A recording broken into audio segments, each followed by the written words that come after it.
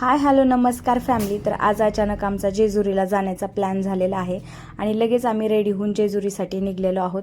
तर हे आहे माझ्या पाठीमागे आमचं बस स्टँड, बारामतीचं बस स्टँड. तर आता ऊन असल्यामुळे जास्त काही शूट घेत नाही मी, डायरेक्ट आपण भेटूया जेजुरीमध्येच. आता आम्ही पोहोचलेलो आहोत डायरेक्ट जेजुरी गडावरती. तर गड चढून सुद्धा वरती आलेली आहे मी, कारण काय झालं ऊन खूप आहे आणि मुलांना सुद्धा सांभाळायचं आहे, तर त्यामुळे जास्त काही शूट मी घेऊ शकले नाही. तर बघा एवढ्या उन्हाची सुद्धा एवढी गर्दी आहे, गड पूर्ण गच्च भरलेला होता आणि सगळ्यांना एवढा गरमीचा त्रास होत होता, असं नको नको झालं होतं.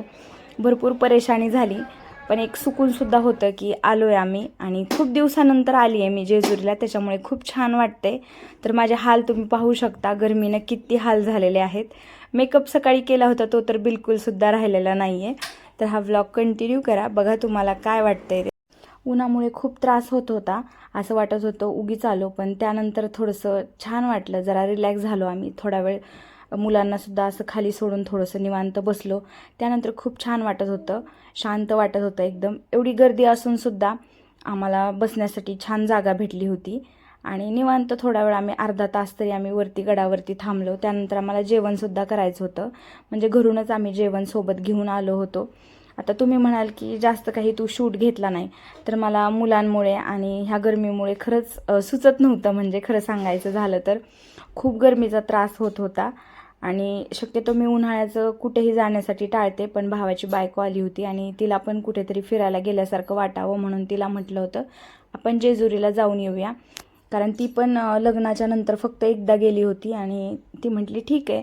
तर अचानक आम्ही प्लॅन बनवला आणि दोघीच आलो आम्ही, कुणी आमच्यासोबत जेंट्स नव्हतं, म्हणजे हे सुद्धा नव्हते आणि भाऊसुद्धा नव्हता आमच्यासोबत.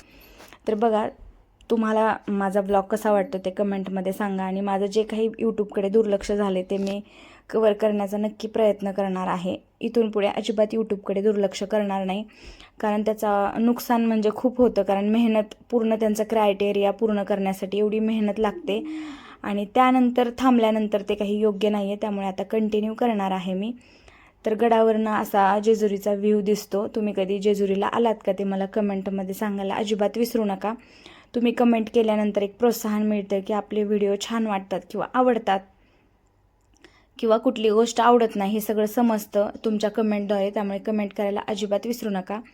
आता गड उतरून आम्हाला खाली जायचं आहे आणि त्यानंतरच म्हणजे जवळपास गेल्यानंतरच आम्ही जेवण वगैरे करणार आहोत. चला आता आपण गडाच्या खाली उतरूया. तर हा ब्लॉग कंटिन्यू करा तुम्ही.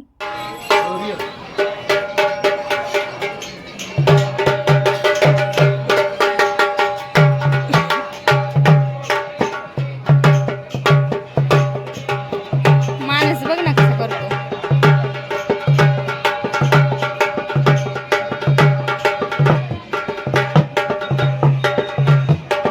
चला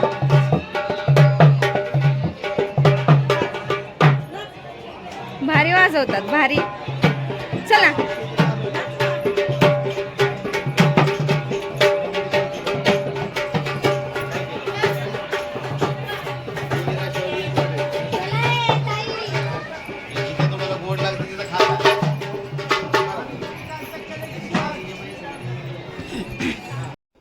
आम्ही गडावरनं खाली येत असताना आम्हाला छत्रपती शिवाजी महाराजांचं थोडंसं त्यांनी स्टॅच्यू वगैरे म्हणजे पुतळे वगैरे लावलेले आहेत आणि खूप छान वाटतं. हे सुद्धा मायराची गडबड चालली होती की आपण जाऊया ते सुद्धा पाहायला.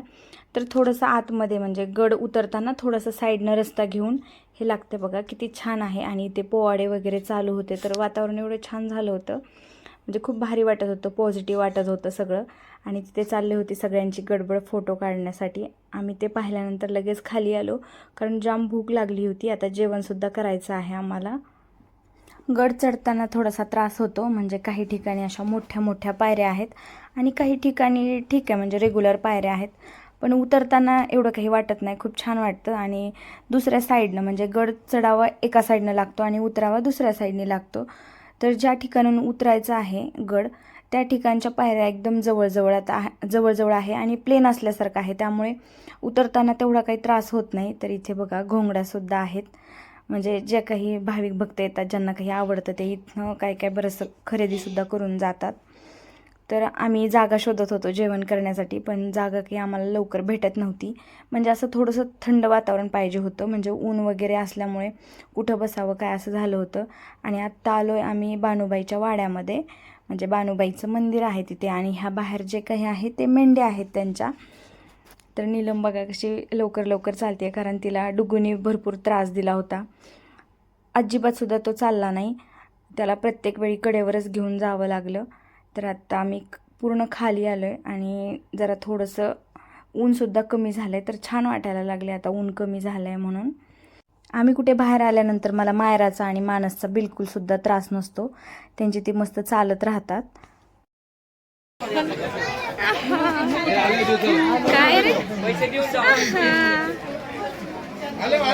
हाय कर तू हाय कर चल चल चल